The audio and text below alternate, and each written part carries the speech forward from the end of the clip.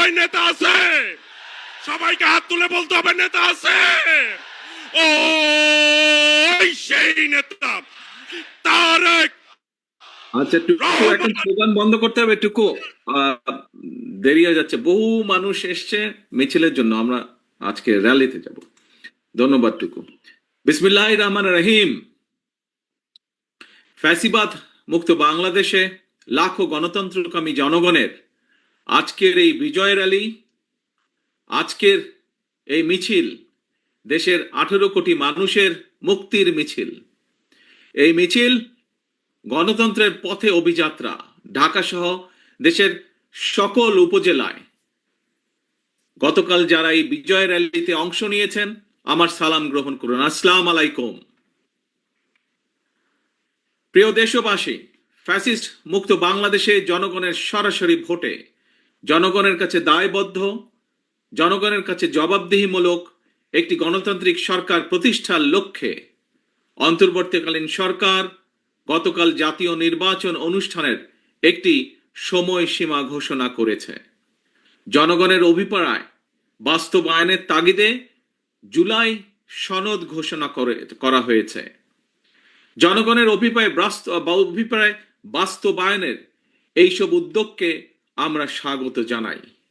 মানুষের গণতান্ত্রিক রাজনৈতিক অধিকার প্রতিষ্ঠার যাত্রাপথে বর্তমানে আমরা ইতিহাসের যে সন্ধিক্ষণ পার করছি, এই ঐতিহাসিক সময়টির জন্য দেশের গণতান্ত্রিকামী জনগণকে দীর্ঘ 1.5 দশকেরও বেশি সময় ধরে অপেক্ষা করতে হয়েছে। উপস্থিত ভাই বোনেরা, ফ্যাসিবাদ বিরোধী দীর্ঘ সময়ে এই আন্দোলনে আমরা আমাদের হাজারো সহকর্মী সহযোদ্ধাকে হারিয়েছি। আমাদের অনেক সন্তান স্বজনের বুকের তাজা রক্ত দেখতে হয়েছে। বঞ্চিত হয়েছেন বাবা মায়ের জানাজা থেকে অনেকে। সন্তানকে ধরে নিয়ে যাওয়া হয়েছে, স্ত্রীর সামনে থেকে স্বামীকে ধরে নিয়ে যাওয়া হয়েছে, সন্তানের সামনে থেকে পিতাকে ধরে নিয়ে যাওয়া হয়েছে।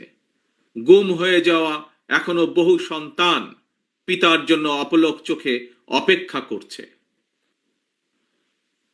প্রিয় ভাই বোনেরা, ফ্যাসিবাদ বিরোধী আন্দোলনের সময় বিএনপি সহ বিরোধী দল এবং মতের নেতাকর্মী সমর্থকদের বিরুদ্ধে লক্ষ লক্ষ মিথ্যে এবং রাজনৈতিক উদ্দেশ্য প্রণোদিত মামলা দেওয়া হয়েছে। বিএনপির এমন নেতাও রয়েছেন যাদের বিরুদ্ধে শতাধিক 200-300 মামলাও রয়েছে, এমনকি 4 শতাধিক মামলা রয়েছে। গুম অপহরণের শিকার হয়েছেন বিএনপি সহ বিরোধী দলের শত শত রাজনৈতিক নেতা কর্মী।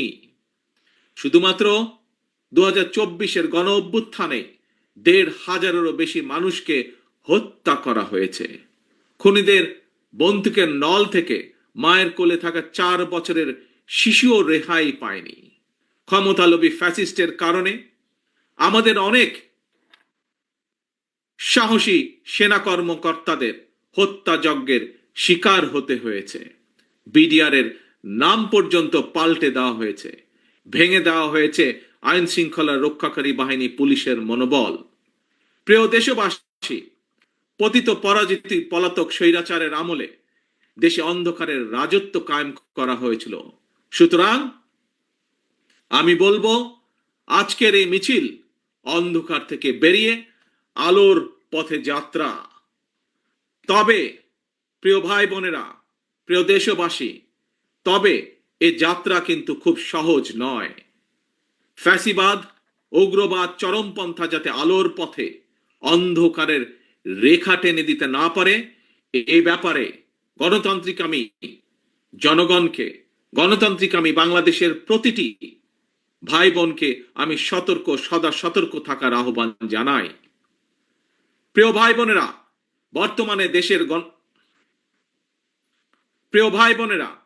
বর্তমানে দেশের গণতান্ত্রিকামী জনগণের সামনে নিজেদের অধিকার প্রতিষ্ঠার এক অপার সম্ভাবনা এবং সুযোগ তৈরি হয়েছে।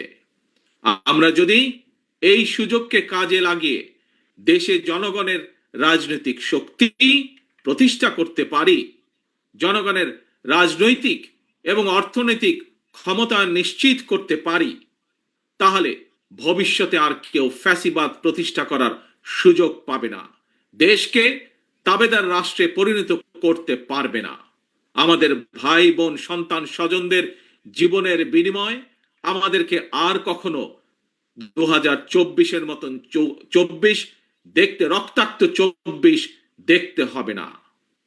আমি ধর্ম বর্ণ নির্বিশেষে প্রতিটি নাগরিকের দৃষ্টি আকর্ষণ করে বলতে চাই, আপনার নিজের অধিকার প্রতিষ্ঠা করার জন্য, আপনার পরিবারের নিরাপত্তা নিশ্চিত করার জন্য, বর্তমান এবং ভবিষ্যৎ প্রজন্মের সামনে একটি নিরাপদ বাংলাদেশ প্রতিষ্ঠার জন্য একজন নাগরিক হিসাবে আপনার সিদ্ধান্ত নেবার সময় এসেছে। প্রিয় ভাই বোনেরা, বিএনপির নেতৃত্বে গণতন্ত্রের পথে অভিযাত্রায় বিজয় মিছিলের শুরুতে আমি স্বাধীনতা প্রিয়, গণতন্ত্র প্রিয় দেশবাসীর উদ্দেশ্যে আহ্বান জানিয়ে বলতে চাই, যিনি যে রাজনৈতিক দলেরই সদস্য হন না কেন, আমাদের অবশ্যই মনে রাখা দরকার, ফ্যাসিবাদ শাসন আমলে আমরা কেউ নিরাপদ ছিলাম না, আমাদের সন্তানেরা নিরাপদ থাকতে পারেনি। প্রিয় ভাই বোনেরা, প্রিয় দেশবাসী, বিএনপির নেতৃত্বে গণতন্ত্রের অভিযাত্রায় বিজয়ের শুরুতে আমি স্বাধীনতা প্রিয়, গণতন্ত্র প্রিয় দেশবাসীর উদ্দেশ্যে আহ্বান জানিয়ে বলতে চাই, যিনি যেই দলেরই সদস্য, রাজনৈতিক দলেরই সদস্য হন না কেন, আমাদের অবশ্যই সকলের একটি কথা মনে রাখা দরকার, ফ্যাসিবাদ শাসন আমলে আমরা কেউই নিরাপদ ছিলাম না, আমাদের সন্তানেরা কেউ নিরাপদ থাকতে পারেনি, আমাদের ভোটের অধিকার কেড়ে নেওয়া হয়েছিল, আমাদের সকল গণতান্ত্রিক রাজনৈতিক অধিকার কেড়ে নিয়ে গণতান্ত্রিক আমি জনগণের জন্য সমগ্র সারা বাংলাদেশটাকেই বর্বর বন্দিখানা, আয়নাঘর বানিয়ে ফেলা হয়েছিল। সুতরাং দেশে যদি গণতন্ত্র এবং আইনের শাসন না থাকে, তাহলে নারী কিংবা পুরুষ, সংখ্যালঘু কিংবা সংখ্যাগুরু, আমরা কেউই নিরাপদ নই। একমাত্র গণতন্ত্র এবং আইনের শাসনই জনগণের নিরাপত্তা নিশ্চিত করতে পারে।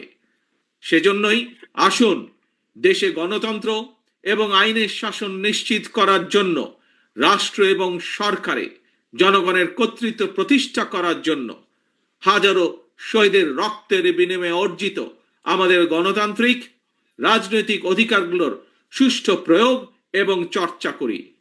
প্রিয় ভাই বোনেরা, প্রিয় রাজনৈতিক দলের সদস্যবৃন্দ, বিভিন্ন ইস্যুতে আমাদের মধ্যে ভিন্ন ভিন্ন মতভেদ থাকবে, কিন্তু সেই ভিন্ন মত নিরসনে আলোচনা হবে।